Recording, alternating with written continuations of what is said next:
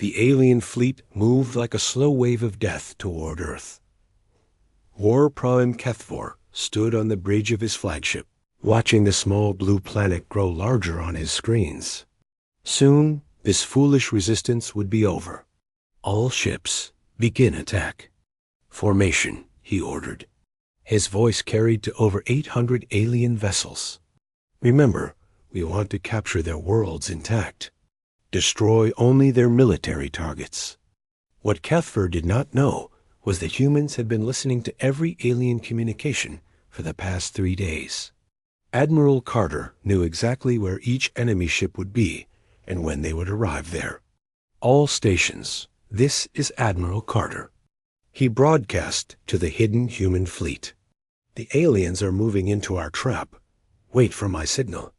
Do not fire until every enemy ship is exactly where we want them.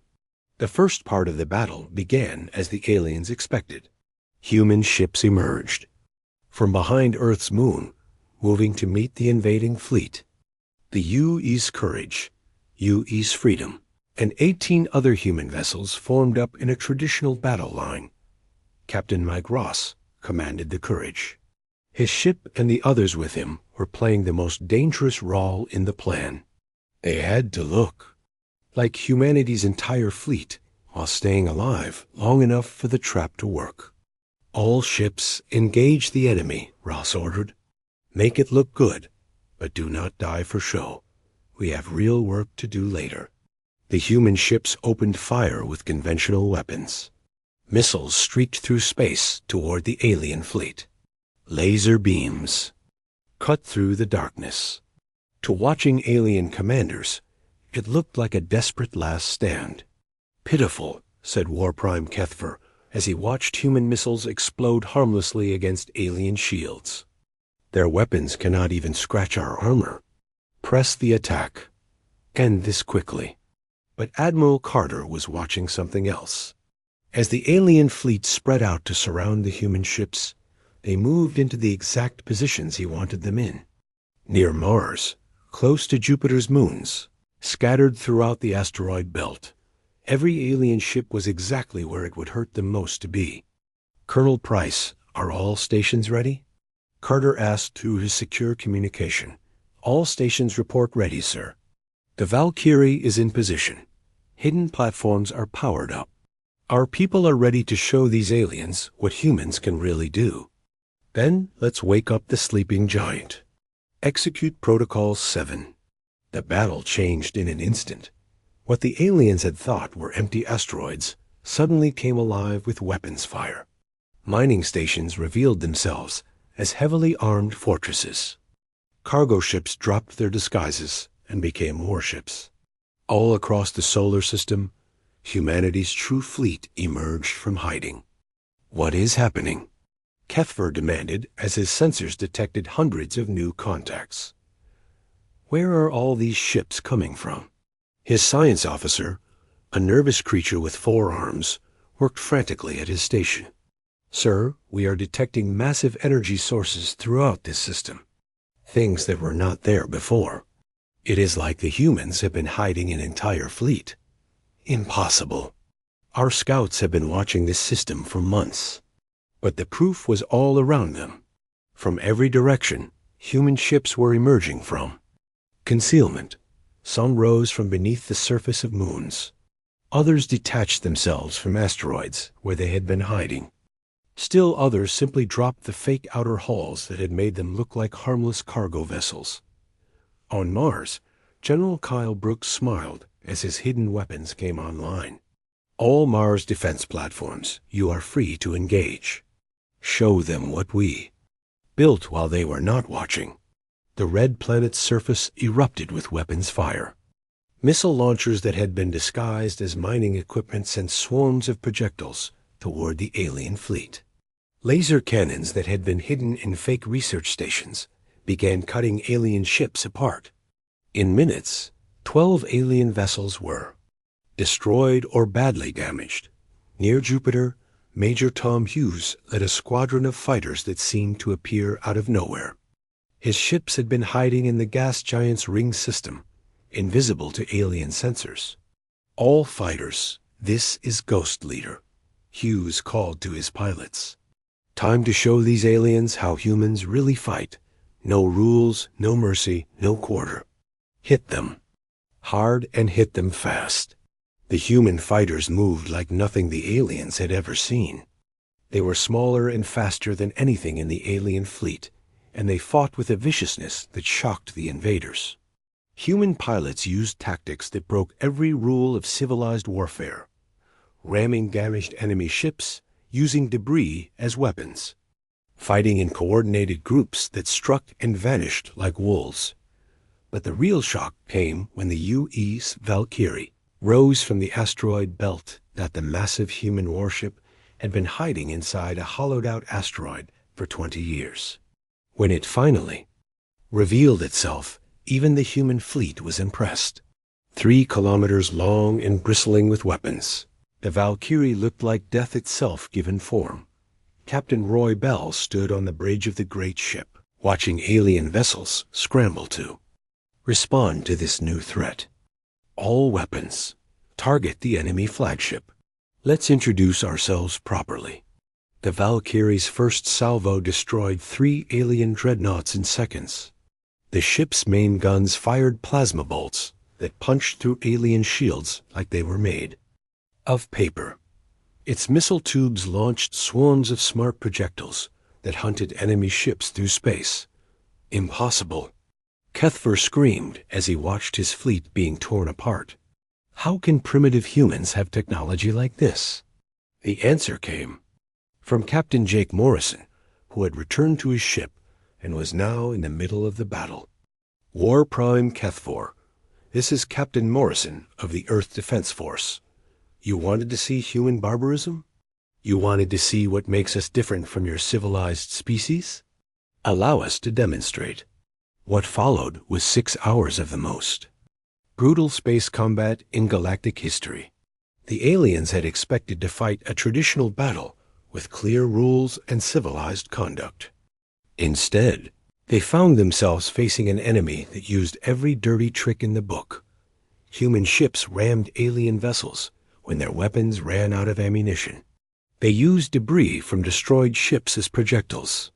They targeted life support systems instead of weapons, forcing alien crews to choose between fighting and breathing. They showed no mercy to ships trying to surrender and gave no quarter to damaged enemies. Lieutenant Emma Gray, serving as tactical officer aboard the Valkyrie, coordinated attacks that would have horrified any civilized species. "Target there. Command ships first," she ordered the weapon crews. "Cut off their communications. Make them fight as individuals instead of a fleet." The tactic worked perfectly. As alien command ships exploded one by one, the invading fleet lost coordination. Ships that had fought together for centuries suddenly found themselves alone, facing human vessels that seemed to know exactly where they would be and what they would do.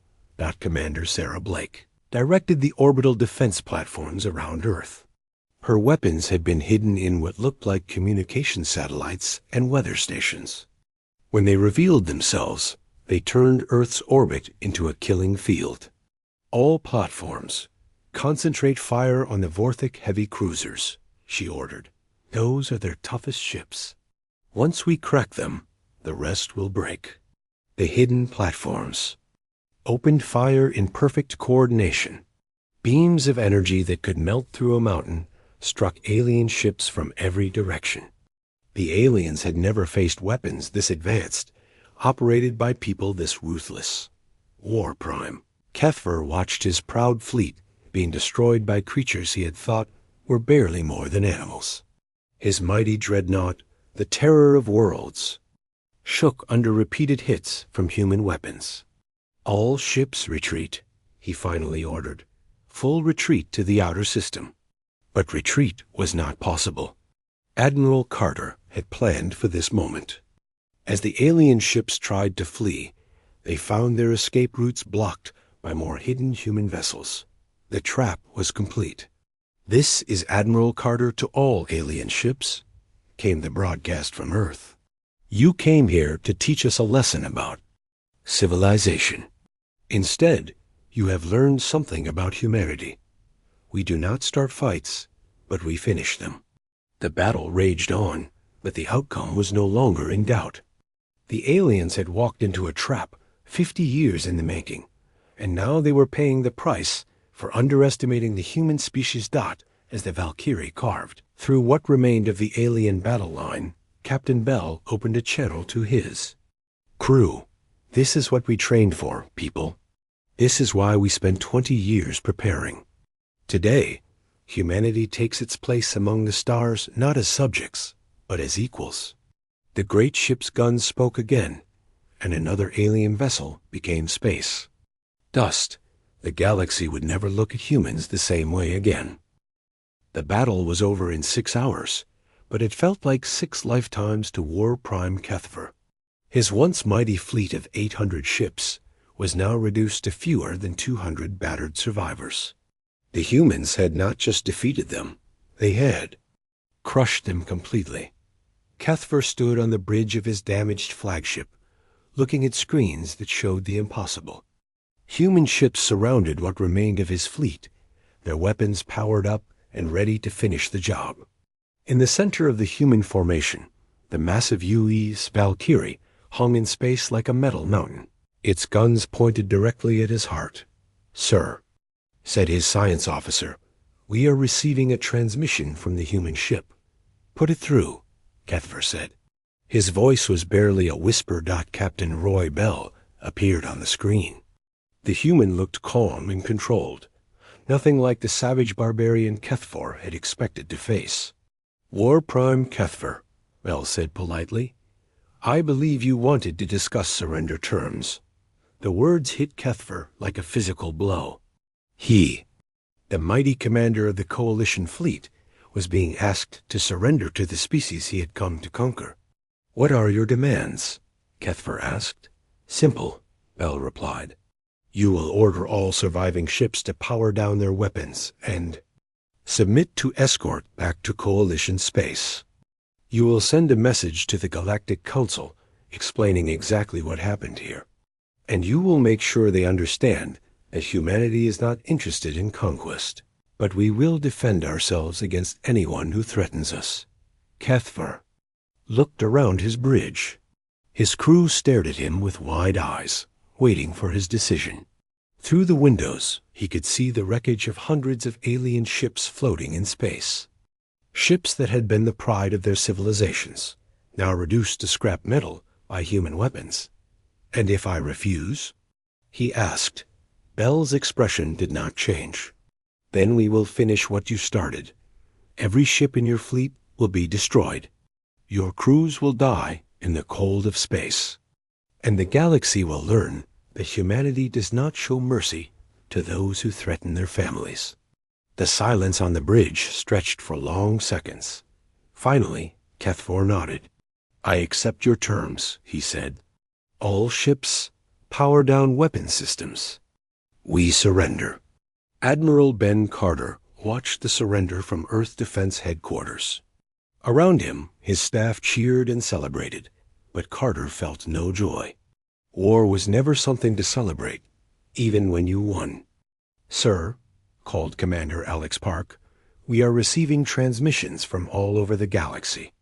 Word of the battle is spreading fast." "What kind of reactions?" Carter asked. "Mixed, sir. Some species are demanding immediate military action against Earth. Others are calling for emergency peace talks. A few are asking to establish formal military alliances with humanity." Carter nodded. This was what he had expected. The galaxy had just learned that humans were not the weak, primitive species they had believed. Some would respond with fear, others with respect, and a few with anger. "Put me through to Captain Morrison." Carter ordered. Jake Morrison appeared on the screen. He was aboard his ship, heading back toward the alien fleet with formal surrender documents. "Captain, I need you to contact High Counselor Myrtana immediately. Tell her that humanity requests an emergency session of the Galactic Assembly. We have things to discuss." "Understood, sir." "What message should I give her?" Carter thought for a moment. Tell her that humanity is ready to take its place as an equal member of the galactic community. No restrictions, no supervision, no special rules.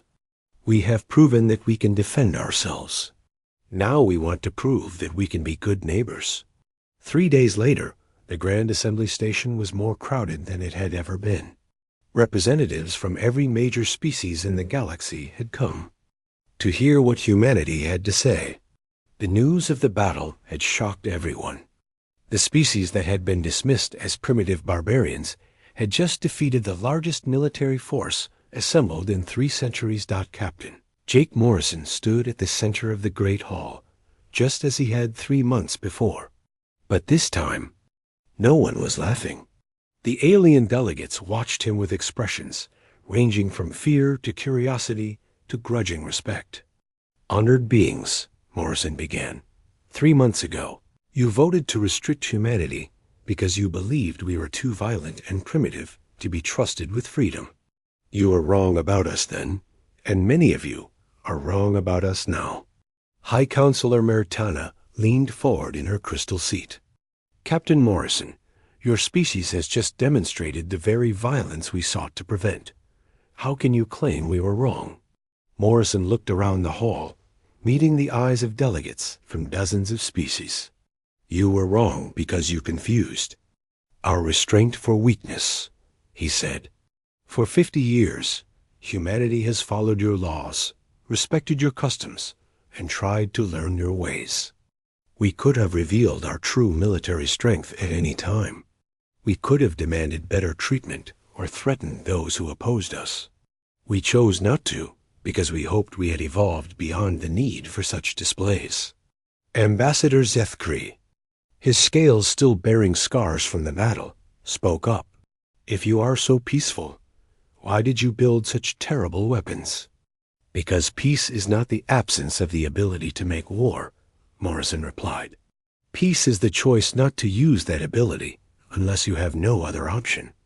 You took away our choices. You forced us to defend ourselves." A murmur ran through the assembly. Many of the delegates were nodding in agreement. "We did not start this conflict," Morrison continued. "We did not want this fight. But when you brought 800 ships to our home and demanded our surrender, you left us no choice. But to show you what humanity is really capable of." Professor Danny Clark had prepared Morrison for this moment.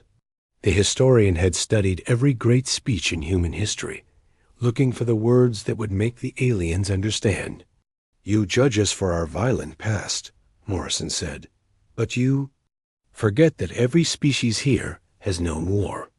The difference is that we remember its lessons. We know that freedom must be earned, that peace must be defended, and that those who threaten the innocent must face the consequences of their actions." The hall was completely silent now. Even the species that had supported the invasion were listening carefully. "Humanity does not seek to conquer or control," Morrison said. "We do not want to rule over other species or force our ways upon them. All we have ever wanted is the same thing every sentient being deserves: the right to live free, to grow, to explore, and to determine our own destiny." High Counselor Mertana was quiet for a long time. When she finally spoke, her voice was different than before. "Captain Morrison, what does humanity propose?" "Full membership in the Galactic Coalition," Morrison replied. "No restrictions on our expansion, no limits on our trade, no supervision of our colonies. We want to be partners, not subjects. We want to contribute to galactic peace, not threaten it. And if some species cannot accept humanity as equals," Morrison's expression grew hard, "then they will learn the same lesson that War Prime Kethfor learned. Humanity will defend itself against all threats, from any source, with whatever force is necessary." The vote was closer than the last one, but the result was clear. By a margin of 37 to 15, with 8 abstentions, the Galactic Coalition voted to grant humanity full and equal membership. The space around the human freighters shimmered like disturbed water. Then the U-East Nightfall appeared out of nothing. The dark ship materialized between the Vorthic battlecruisers and the human cargo vessels like a protective wall on the bridge. Of the lead Vorthic ship, Commander Zeke Thari stared at his displays in confusion. His crystalline face reflected the light from his instruments as he tried to understand what he was seeing. "Where did that ship come from?" he demanded.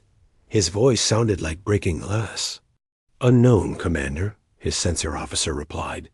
"It simply appeared. Our instruments show no trace of faster-than-light arrival. No energy signature. It was not there, and then it was." Zeke Thari studied the strange vessel on his main screen. It was smaller than his battlecruiser, maybe 1/10 the size.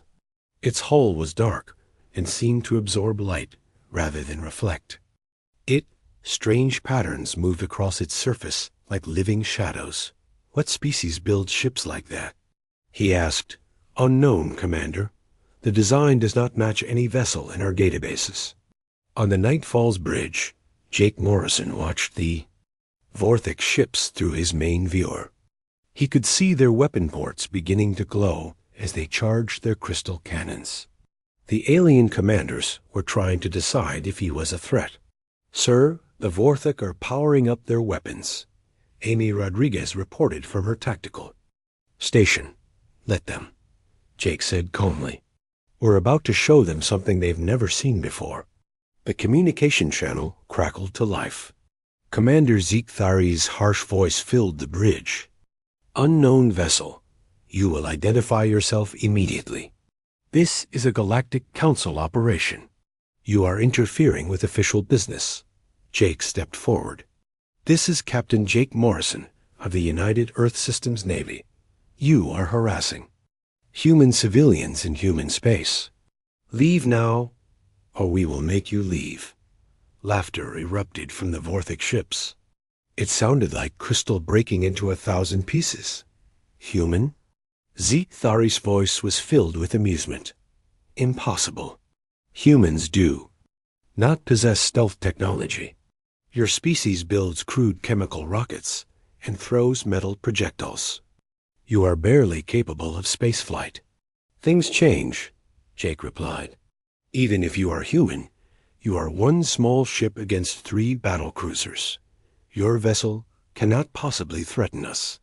Withdraw immediately, or we will destroy you." Jake looked at Amy. She nodded and entered commands into her console. Around the Nightfall, space began to ripple like water. The ship's outline became fuzzy, as if it existed in several places at once. "Last warning," Jake said into the communicator. "Leave our people alone." Zeke Thari's response was immediate. "All ships open fire. Destroy the unknown vessel." The 3 Vorthic battlecruisers erupted with light. Massive crystal cannons fired beams of pure energy that could vaporize asteroids. The beams converged on the Nightfall's position with enough power to destroy a small moon. The energy beams passed through the human ship like it was made of smoke. On the Vorthac bridge, sensor readings went wild. Zeke Thari stared at his displays as they showed impossible data. The energy beams had hit their target, but the target was still there. "Report," he shouted. "Direct hits on the unknown vessel," his weapons officer said, "but sensors show no damage. The ship appears to be unaffected. That's impossible. Our weapons can destroy any known material." Jake's voice came over the communication. "Channel, calm and cold. Your turn is over. Now it's ours." The Nightfall's weapon ports opened like dark flowers. Inside each port, reality itself seemed to bend and twist. Dark matter torpedoes launched silently into space. They looked like drops of liquid night, absorbing all light that touched them. The torpedoes moved differently than normal weapons.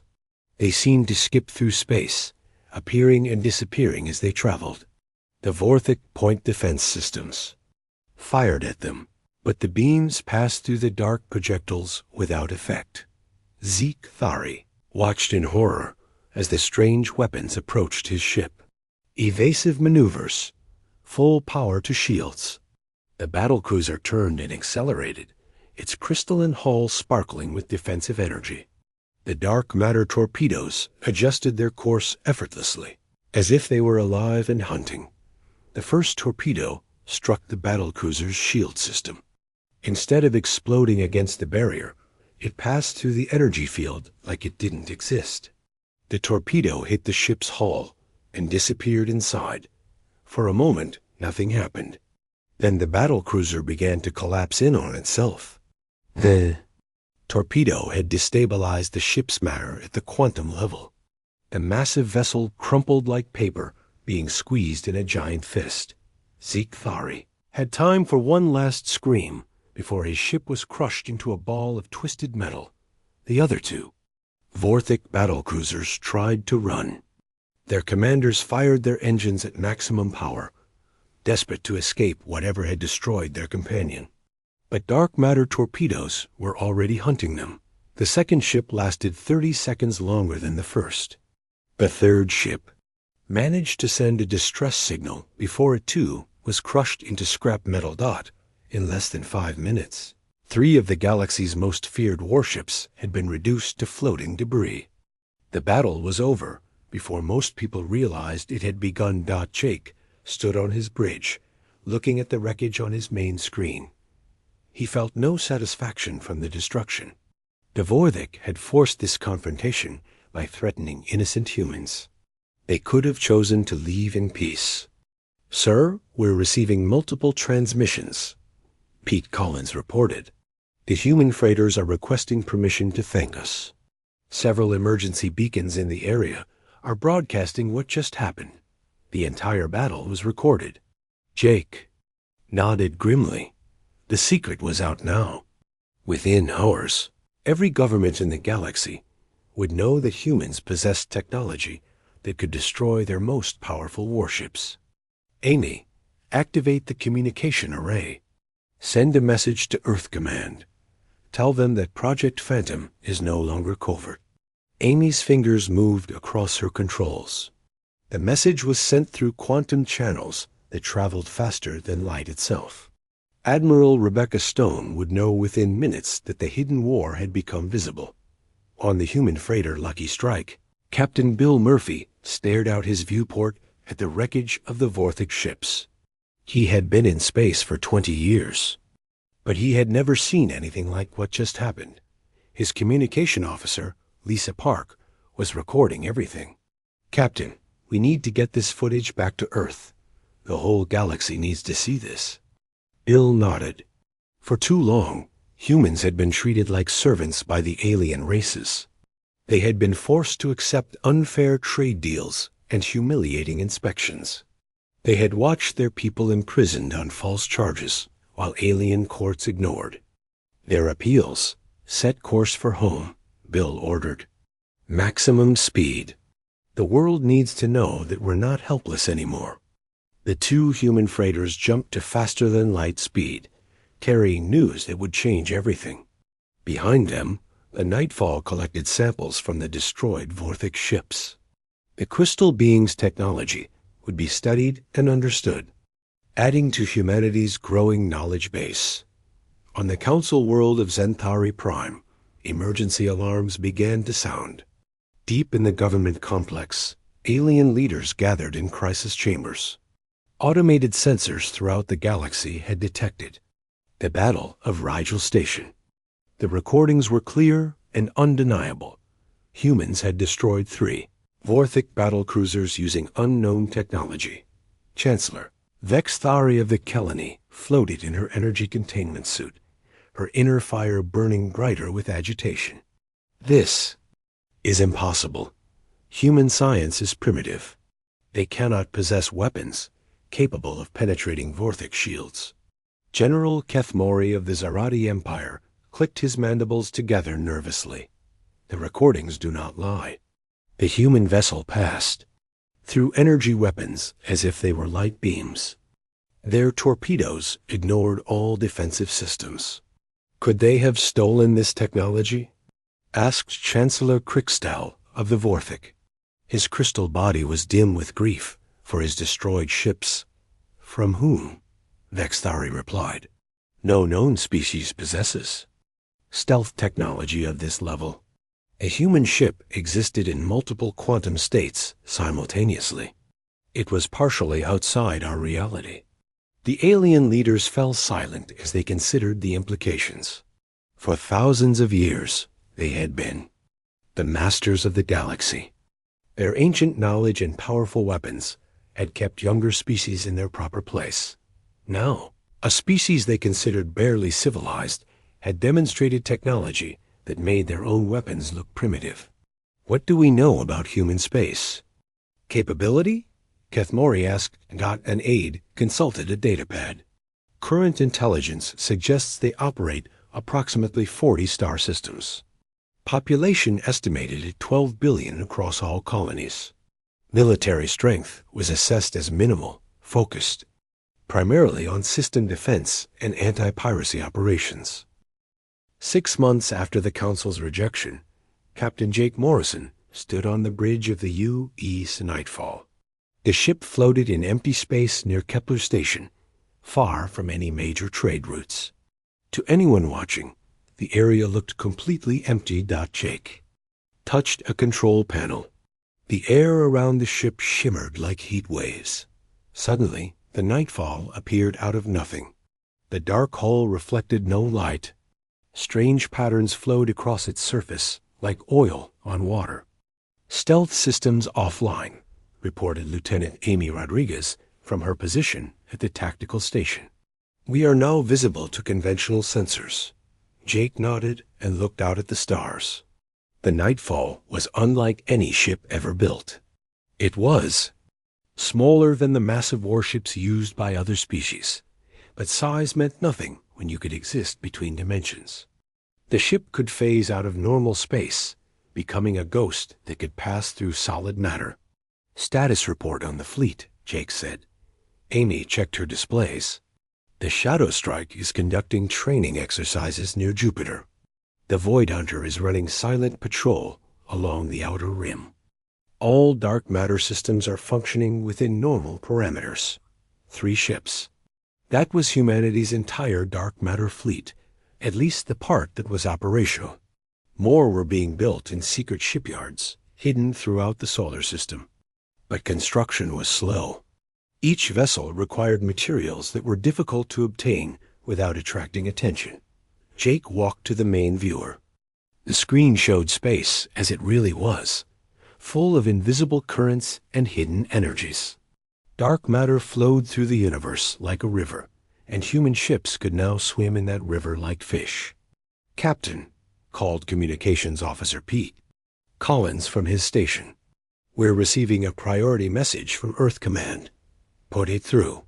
Admiral Rebecca Stone's face appeared on the screen. She looked tired, but her eyes were sharp. Jake, we have a situation developing in the rim. Territories. Several alien installations have gone missing over the past month. Jake raised an eyebrow. Missing, ma'am? Completely disappeared. No distress signals, no debris, no survivors. The Galactic Council is starting to ask questions. Jake understood immediately. The disappearances were not random. Other human ships were at work, removing alien presence from territory that would soon become important. It was all part of a larger plan that few people knew about. What are our orders? Jake asked. Continue your patrol pattern. Stay invisible. Unless directly threatened. We're not ready to reveal ourselves yet. The transmission ended. Jake looked around his bridge. His crew was small, only 12 people, but each was specially trained for dark matter operations. They had learned to think in ways that other humans found difficult to understand. Amy Rodriguez was the best tactical officer in the fleet. She had developed new ways of fighting that treated space itself as a weapon. Her strategies were so unusual that even other humans had trouble following them. Amy, show me the patrol reports from the outer rim, Jake said. A holographic display appeared above the tactical station. It showed dozens of star systems along the edge of human space. Red markers indicated where alien installations had vanished. "The pattern is interesting," Amy said. "All the missing installations were involved in resource extraction or military surveillance. None of the trading posts or diplomatic stations have been touched." Jake studied the display. The missing installations formed a rough circle around human space. Someone was clearing a buffer zone, removing anything that could be used to watch or threaten human worlds. "Sir," Pete called out, "long-range sensors are detecting unusual activity in the Rigel system. Multiple ships moving in formation." Jake turned to the navigation station. "Set course for Rigel. Maximum stealth." The nightfall turned and accelerated. The dark matter drive made no sound and left no trace. To outside observers, nothing had happened. The ship simply ceased to exist in one place and began existing in another.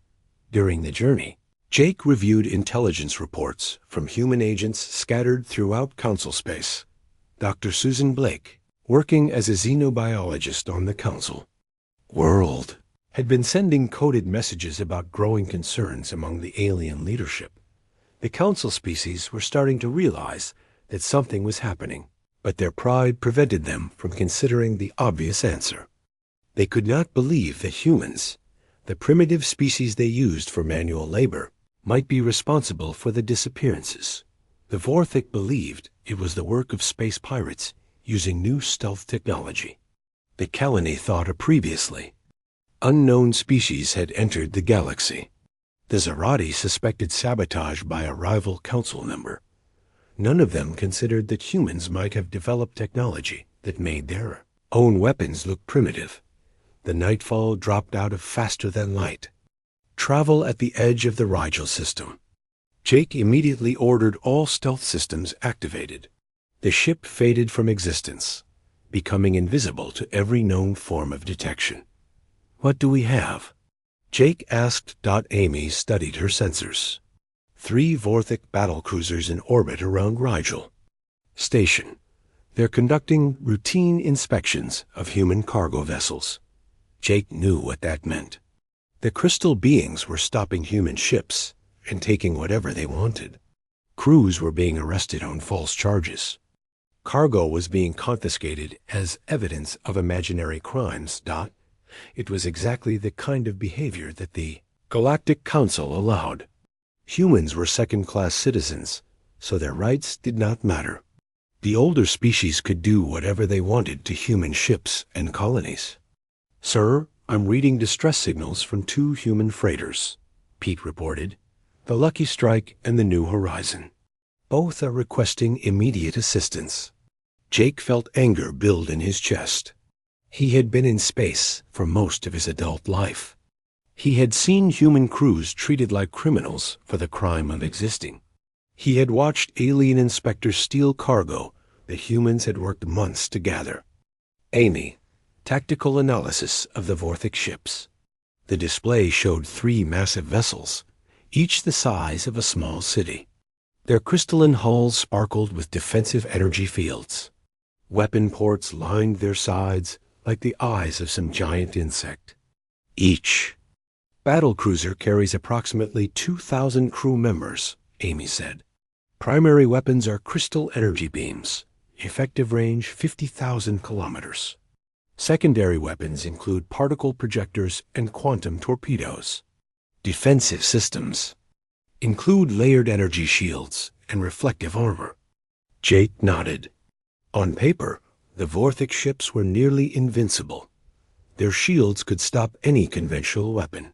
Their armor was designed to reflect energy beams back at attackers. A single battlecruiser could destroy an entire human fleet. Using older technology, but the Nightfall was not using older technology. "Bring us in closer," Jake ordered. "I want to hear what they're saying to our people." The ship moved silently through space, even when it was only a few hundred meters from the Vorthik vessels. It remained completely invisible. The dark matter field that surrounded the Nightfall bent light and energy around it like water around a stone. Pete activated the communication intercept system. Harsh voices filled the bridge as the Vorthek commanders spoke to the human freighter. "Captains, your cargo manifest shows discrepancies," one crystal being was saying. "We must confiscate all materials for detailed analysis." "That's our entire shipment," a human voice replied. "We've got families to feed back home. Please, just take an inspection fee and let us go. You will surrender your cargo or face imprisonment for smuggling." Jake had heard enough. He turned to Amy. "Target the lead battle cruiser's command section. Prepare dark matter torpedoes." Amy's fingers moved across her controls. "Weapons ready, sir?" Targeting computers locked on. "Sir," Pete said quietly. "Once we fire, there's no going back. The whole galaxy will know that humans have this technology." Jake looked at the main screen. 3 giant warships were bullying human civilians. The crews of those freighters had families waiting for them at home. Children who would wonder why their parents never came back from what should have been a routine cargo run. "Open a channel to all ships in the system," Jake said. "Channel open." "Sir." Jake took a deep breath. What he said next would change everything. The age of hiding was about to end. "This is Captain Jake Morrison of the United Earth Systems Navy. Vorthek vessels, you are interfering with human commerce and personnel. Withdraw immediately or face the consequences." Silence filled the communication channel. Then harsh laughter erupted from the Vorthek ships. "Unknown vessel, identify yourself immediately," came the reply. "We detect no ships in this system other." "Then the human cargo vessels," Jake smiled grimly. "You're looking at me right now. You just can't see me yet." He turned to Amy. "Decloak the ship. Let them get a good look at what humanity has built." The grand hall of the Galactic Council stretched for miles in every direction. Crystal towers reached toward the ceiling like frozen lightning. Floating platforms carried beings from across the galaxy to their seats. Some looked like walking trees. Others glowed with their own inner light. A few existed as pure energy contained in metal suits.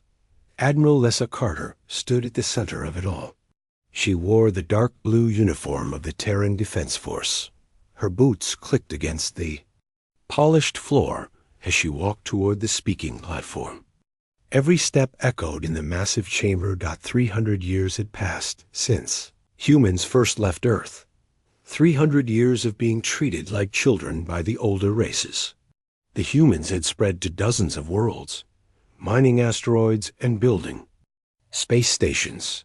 But they were always on the edge of galactic society, always looking in from the outside. Lisa reached the platform and placed her hands on the speaking podium. The crystal surface felt cold under her palms.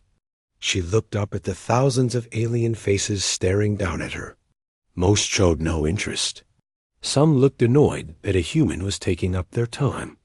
Honored members of the Galactic Council, Lisa began.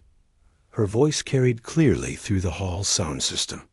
"I come before you today to request full membership for humanity in this great alliance." A sound like grinding stone came from the Vorthek section. The crystal beings were laughing. Their leader, Chancellor Quickstow, leaned forward in his floating chair. His body looked like a walking diamond, sharp edges catching the light. "Full membership?" Quickstaw's voice sounded like wind through a cave. "Your species has barely learned to travel between stars.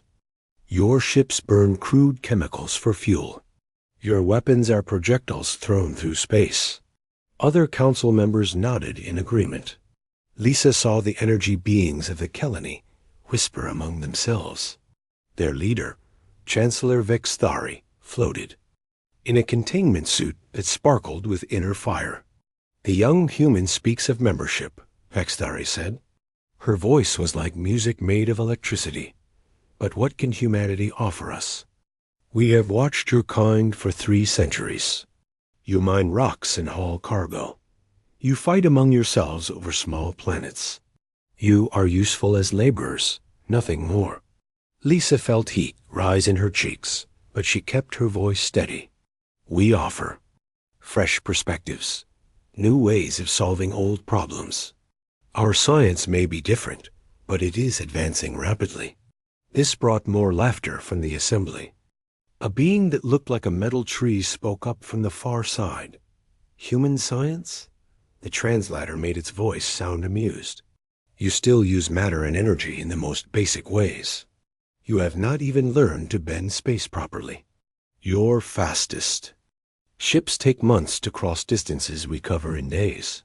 The Zerati delegate rose from his seat. He looked like a giant insect wearing armor. The humans wage war like savages, he said. They throw metal at each other. They explode chemicals to damage enemy ships. They have no understanding of true warfare. Lisa tried to speak again, but Chancellor Vextari raised a glowing hand for silence. We have heard enough. Humanity's request for membership is denied. You may continue your current role as a client species. Mine your asteroids. Transport our goods. Perhaps in another 1,000 years, you will be ready for consideration. The council members began to float away from their seats. The session was over. Lisa stood alone on the platform as the great hall slowly emptied. Her request had lasted less than 10 minutes. 3 centuries of human expansion and growth dismissed in a few words. But Lisa smiled as she watched the aliens leave. She touched a small device behind her ear. It was a neural implant, invisible to most alien scanners. The technology was new, something human scientists had developed in secret. A message appeared in her mind. It came from Earth Command, coded in a way only humans could understand. Project Phantom is operational. All dark matter vessels are ready for deployment. Lisa walked slowly toward the exit. Her boots still echoed in the nearly empty hall. She thought about the aliens who had just laughed at humanity. They were old races with old ideas. They had grown comfortable in their power. They could not. Imagine that a young species might find new paths to strength. On a hidden research station in Earth's asteroid belt, Dr. Alan Foster was working late in his laboratory. The station was called Blackwater, and it did not appear on any galactic charts. To alien sensors, it looked like just another mining facility. Alan stared at the readings on his screen. After 20 years of work, his team had done the impossible. They had learned to control dark matter. The mysterious substance that made up most of the universe was now humanity's secret weapon. The breakthrough had come from thinking differently. Other races tried to force dark matter to obey their equations. Humans learned to work with its chaotic nature. They treated the universe like a dance partner instead of a machine to be controlled. Alan's assistant, Dr. Jenny Walsh, entered the lab carrying a cup of coffee. She looked tired but excited. The test results from the Nightfall are in, she said. Captain Morrison reports full stealth capability. The ship can phase completely out of normal space. Alan nodded and took the coffee. It was real coffee from Earth, not the synthetic versions used on most human colonies. And the weapons? Dark matter cannons are functioning perfectly. They can punch through any known shield technology. The projectiles exist partially outside normal space until they hit their target. Alan looked out the lab's window at the stars. Somewhere out there, the Galactic Council was continuing its business. They were making decisions about trade routes and mining rights. They were dividing up territory and resources. They thought they knew everything about the galaxy and their place in it. They had no idea that humanity had just changed the rules of the game. Carter's ship left the Council world and headed back toward human space. She sat in her cabin, writing her report. The official version would say that humanity's request for membership had been denied. It would recommend continued cooperation with the Galactic Council. The real report would go to a different group of people. Admiral Rebecca Stone commanded humanity's new dark matter fleet. General Paul Martinez ran the ground defense systems. Dr. Foster led the research teams that were still finding new uses for their discovery. Lisa finished her reports and sent them out through encrypted channels. Then she opened a bottle of wine she had been saving. It was from a vineyard on New France, one of humanity's outer colonies. The aliens thought those worlds were just mining camps. They had no idea that humans were building something much more important out, as her ship jumped to. Faster than light speed, Lisa raised her glass to the stars. "Here's to being underestimated," she said to the empty cabin, "and to showing them what humans can really do." Behind her, the council world grew smaller and smaller until it was just another point of light. The great powers of the galaxy continued their ancient routines, unaware that everything was about to change out in the darkness between stars. Invisible ships moved through space. They carried no lights and sent no signals. To alien sensors, they did not exist at all. But they were there, waiting for the right moment to reveal themselves. The age of human expansion was about to begin.